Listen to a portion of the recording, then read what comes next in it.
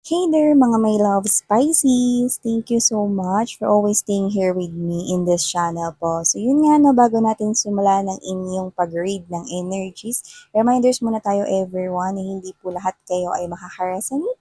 Kaya naman, piliin mo lamang yung mga messages na sa tingin mo ay for you, and if you feel the connection and vibration that it's yours, then you can claim it, my loves. And syempre, you can flip roles. We do not have any gender here, babae, lalaki, LGBT, cross-watchers. Yan. Welcome kayo here. So, yun nga, no, let's go ahead and check this out for you, Pisces. So, thank you so much, honey. Hi and hello, new subscribers. By the way, my name is Yan. And to the returning subscribers, thank you so much for the warm love and support na patuloy na binibigay nyo sa akin dito. So, yeah. Yung iba diyan parang may problema ngayon, may pinoproblema ngayon, 'no? Parang ang bagal ng dating ng pera for you guys. Okay? Yung nakikita ko rito. But something is about to happen with your money. 'Di ba naalala ninyo yung reading natin recently, Pisces, no? Na meron dito na money, no? Na situation na mag improve sa inyong kaperahan. I can see it coming, and it's also being pointed or highlighted as well in this reading, okay? So, nakikita ko na mag-end na yung problema na yan. Okay. Taray, no? Mag-end na yung problema sa kaperahan. Diba? So, let's see. Pisces. So, thank you so much ating mga angels and spirit guides. Archangel Michael. Okay, let's see. So, let's see. First energy that we've got right here for you, Pisces, is this Five of Wands energy. Talk of the town it is. World card, yeah. Something's changing, no, to the point na maaari kang pag-usapan. It's something great, it's something big, no?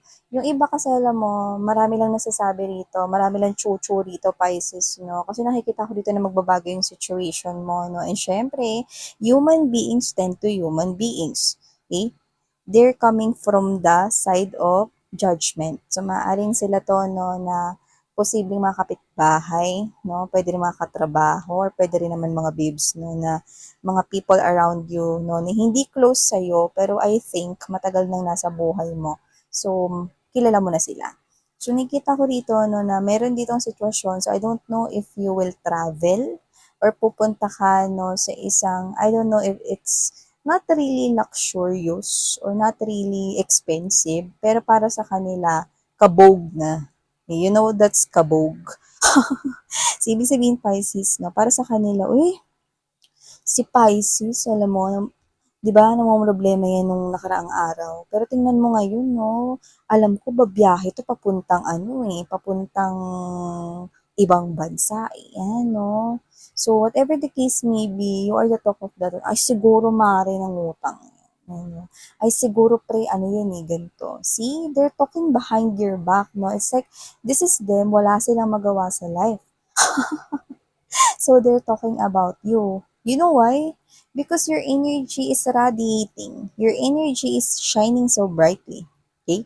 So, ibig sabihin, nararamdaman nila yung success mo rito, no? So, nakikita ko rito na yung problema sa pera ay magbabago. Kasi yung iba makakapagbakasyon kayong literal, or yung iba makakagaan-gaan, no? Makakaluwag-luwag rito. No? To the point na meron kayong extra money. So, yung iba, I don't know, I'm seeing, no, maaaring may gawin kayo something to do with home. Maybe you're buying furnitures, nakikita natin here, or baka ipaayos niyo yung bahay ninyo, or maybe you're doing some kind of fixtures, or others could be relocating, no? Para naman new environment, new ambience, no? Lalo na yung iba, yung reason is yung mga kapitbahay na walang ginawa kundi pag-usapan ng buhay nyo. Wala kayong peace of mind. So, meron ditong pangyayari kung saan pag-uusapan kayo at posibleng kinaiinggitan din. Yun yung nakikita ko dito, Pisces. Something great will happen to your money. That's what I'm sensing. At nakikita ko rito na matutuloy ano man yung binabalak mo. Pwedeng bakasyon papunta sa ibang bansa, or baka ikaw to na namumroblema no kung ma-hire ka ba sa trabaho sa ibang bansa. Okay, it's happening. It's gonna happen here. Nakikita ko rito, and this is a call for celebration. Maaring padispedida mo ito, ilibre mo yung buong pamilya mo. Yung iba doesn't have to be na na magbabakasyon sa ibang bansa. Pero yung iba magta-travel, yes. Okay? So, yung iba na makaka-avail dito, like literally, pwedeng dalhin mo rito sa mga, alam mo yun, Boracay, Palawan, ang whole family, ganun, no, yung celebration, or baka kayo to kumain kayo sa isang expensive restaurant, ganun, no, and syempre post kayo ng mga pictures dyan, no, at malalaman at makikita yun, kasi kanina nakita ko while shuffling is the online, has something to do with online, so that news will spread out, mabilis, no, sa mga kapitbahay, Mare, alam mo ba, umorder yan ng pusit at lobster,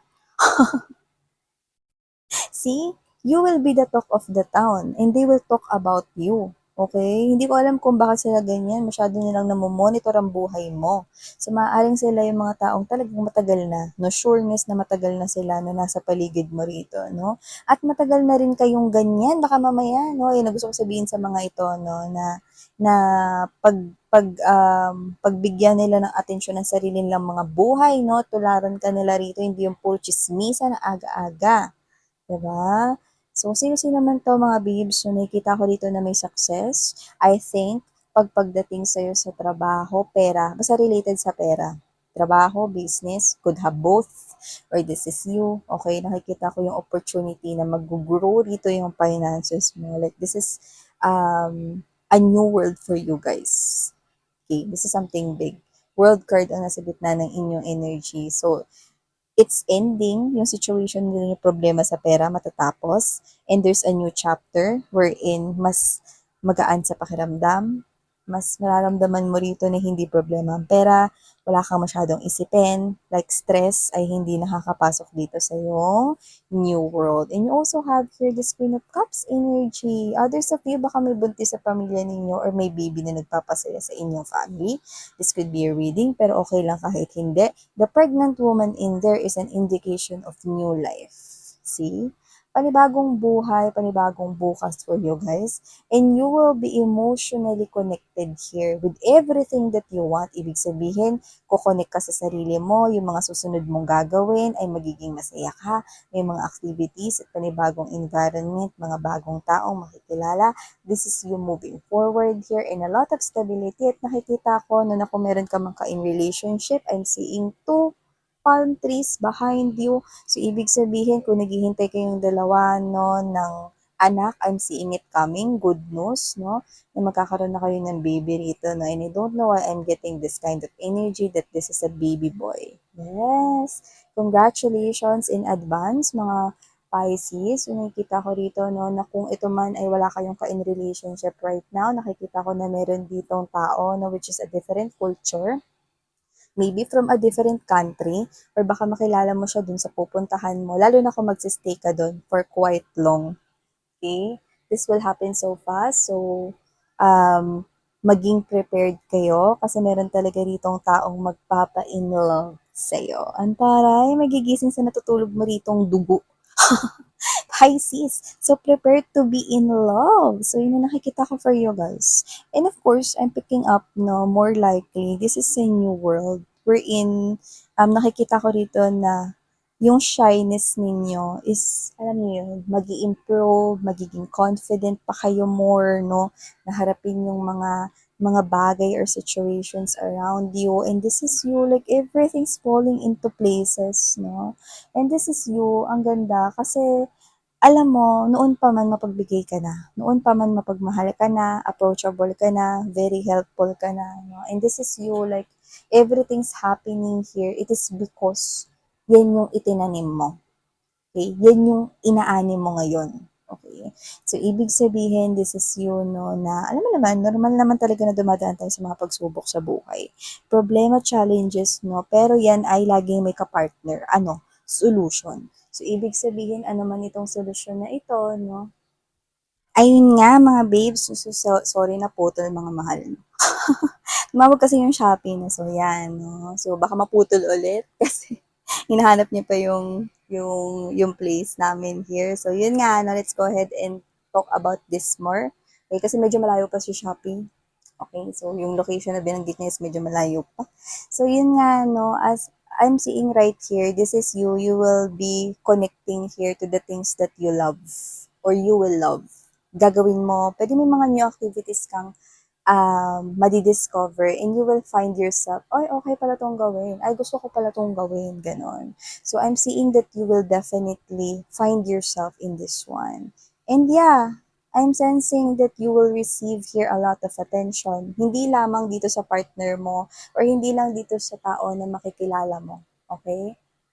Yung iba doesn't have to be with a foreigner, yung binanggit ko kanina na new person na makikilala ninyo. Sa iba, yes. Pero yung iba pwedeng na pinanganak sa ibang bansa, no, gano'n. And yung iba naman is pwedeng iba yung religion. Eh, let's say example, Catholic ka, example lang 'to mga mahal, no? And then siya, pwedeng Christian, ganyan, no? So, yun. And I'm also receiving, okay, messages right here that you will be recognized with a lot of people. Yan. So, puwedeng meron ditong promotion pagdating sa trabaho or makikilala rito yung galing mo, okay?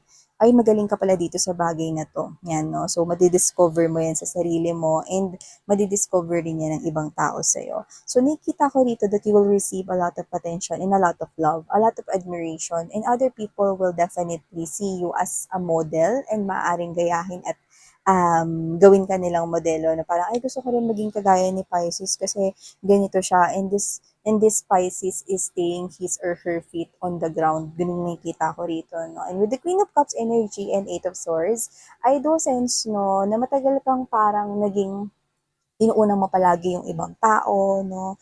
Parang you are putting yourself, no? Hindi naman last, pero yung iba, yes, no? Parang lagi mong inuuna yung ibang tao bago yung sarili mo. But this time, okay, nakikita ko na uunahin mo na yung sarili mo at uunahin ka rin ng ibang tao. So, yun yung nakikita ko rito. It's like other people right here, kung ano yung ginawa mo dati siyang babalik sa'yo. Yung nakikita ko rito. Because you will definitely receive here all the love.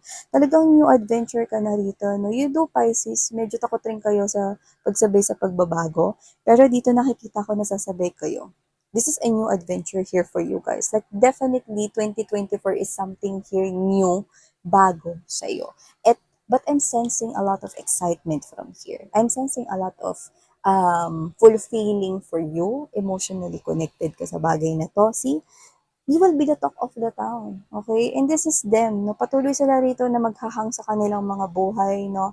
Na parang hindi nila alam kung saan sila papatungo, no? Because ikaw yung lagi nilang pinag-uusapan. Ikaw yung palagi nilang topic right here. Ikaw yung palagi nila dito, no? Na parang napapansin because you're noticeable, okay? Because your success, no, is getting louder and louder right here. So, marami talagang naiinggit sa'yo, Pisces, no? Pero yun nga, no, hindi sila maiinggit sa'yo kung wala silang kinaiinggitan. Maraming bagay ang mas maiinggit pa sila sa'yo. Maraming bagay ang paparating sa'yo, no, na mas maiinggit pa sila. At ito ay may kinalamang malaki sa pagbabago sa iyong pera. Trabaho, career, or business, I'm seeing growth in you. These people, meron rin naman silang sarili-sarili mga guardians and angels, no? Pero mas gusto nilang pag-usapan, no, ang buhay mo at pati na rin ang buhay ng ibang tao sa paligid nila. Pero if they will tend to focus in their own lives, they will definitely find their own journey as well. No? Kaya rin nilang maabot yung kaya mong abutin or naaabot mo ngayon. So yeah, for my Pisces, I need to pause this. Ayun, so let's go back here. Okay, mga babes, I'm sorry for that commercial, no? I'm seeing a lot of positivities for you guys, no? And definitely, okay, with that interruption, I do sense, no, na pwedeng meron ngayon, kasi yung iba sa inyo dumadaan sa problem, no? See, alam niyo naman, there's no such thing as nangyari lang. Lahat ng bagay nangyayari because may rason. And this interruption, no, nasakto rito sa reading ninyo, no, ang pagdating ng Shopee ko, could be an indication or a little message right here na yung iba sa inyo, dumadaan kayo ngayon sa pagsubok at may pause rito sa pagdating ng pag-improve ng situation ng pera ninyo. But don't focus dun sa negative side, no, na hindi na kayo makakaalis dyan. You need to be on that positive mindset, no? Because changes in money in positive way is definitely happening for you guys. Okay, at nakikita ko rito, no, na malaking pagbabago ito. Kasi dito, hindi mo na poproblemahin yung mga gastusin mo. Hindi ito agad-agad na boom, ayan na, 'di ba? Kundi isa itong pagbabago na unti-unti mong mararamdaman. At ang maganda, magi-stabilize ito, magi-stay ito. This is something here, no, na talagang ikakaangat mo. So, yung iba, business ninyo makikilala, okay? So, yung iba naman, no, makikilala kayo dyan sa trabaho, baka promotion, or you will be nominated, no, sa isang magandang project, no? Ikaw maging representative or what. Parang it's time for you to shine.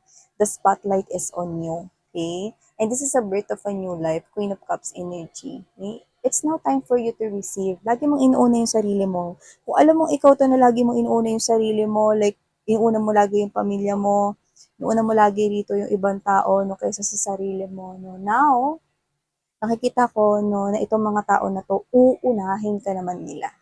Uuunahin ka naman nila this time. So, yeah, and I'm also seeing, no, na kung sino man yung new love na paparating sa inyo, okay, definitely a very romantic energy coming. Simple lang siya, no, pero rock. Ibig sabihin ng mga babes, no, simple siya, pero hindi siya yung, ano lang, no, hindi lang yun siya yung parang bahala na sa buhay, no. Simple siya, parang lively siya, no, ano to, hindi siya mahirap pakisamahan, no? At saka parang tinitake niya yung mga problems very lightly, which is maganda yung energy niya, no? At maaaring magulat ka, no? Kasi financially stable na siya, no? At kagaya mo, no? Hindi na rin niya problema yung pera. So nakikita ko na itong tao na to, no, is hindi siya yung overspend na type ng individual. So definitely problem, okay, na pagdating sa pera, lalo na kapag kayong dalawa, no, is nagsama na together, okay, hindi niya magiging problem yung money because this person knows how to handle financial as well. So, thank you so much, Pisces. Sarang Haya Love and Light. Annyeong!